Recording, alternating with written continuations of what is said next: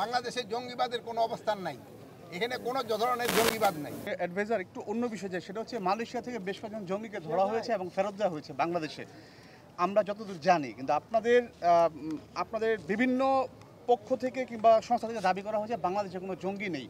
আসলে কি বিষয়টা? এরা কোনো জঙ্গি নেই। আপনি ওইটার ব্যাপারে একটা কিন্তু প্রেস রিলিজও দিয়ে দিচ্ছে মনে হয় পররাষ্ট্র মন্ত্রণালয়। আপনারা গতকালকে হয়তো প্রেস রিলিজটা দেখছেন। ওখান থেকে 3 জন যারা আসছে তাদের মেইনলি ছিল যে তাদের যে কি বলে ওই ভিসার যে মেয়াদ উত্তীর্ণ হয়ে গিয়েছে।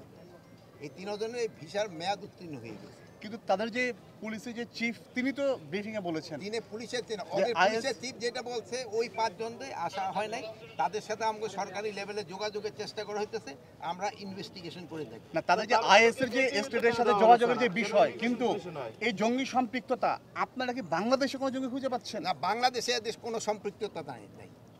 স্যার, কিন্তু ওখানকার আইজিপি বলছেন যে তারা বাংলাদেশের আইএস ইউনিটের জন্য অর্থ সংগ্রহ করে। ওখানকার আইজিপি কি বলছে আমি জানি না। আরএফএল অডিটর, বাঁকা হয় না, ফাঁকা হয় না, আর ভাঙা এক কথায় অসম্ভব। তো ওখানকে দেখে আমরা যেই মেসেজটা পেয়েছি, অফিসিয়ালি লেভেলে আমরা কোনো সরকারি লেভেলে মেসেজ পাই নাই। আমরা এইভাবে বিভিন্ন মাধ্যমে আমরা যে মেসেজটা পেয়েছি ওইটার একটা কিন্তু প্রেস সিরিজ আমাদের পররাষ্ট্র মন্ত্রণালয় থেকে আপনাদের দেওয়া হয়েছে। স্যার, তাহলে এটিইউতে কেন দেওয়া হলো, ইমিগ্রেশন পুলিশে কেন দেওয়া হলো না তাকে?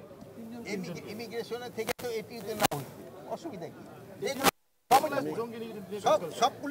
বাংলাদেশের জঙ্গিবাদের যে অবস্থান এখন কি মনে হচ্ছে? বাংলাদেশে জঙ্গিবাদের কোনো অবস্থান নাই, এখানে কোনো ধরনের জঙ্গিবাদ নাই।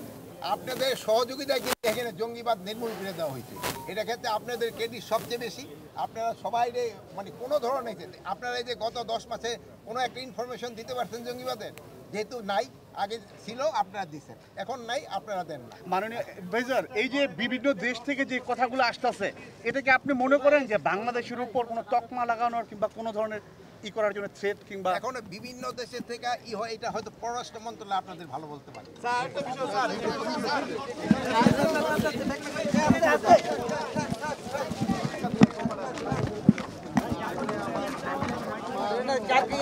নিয়ে দেন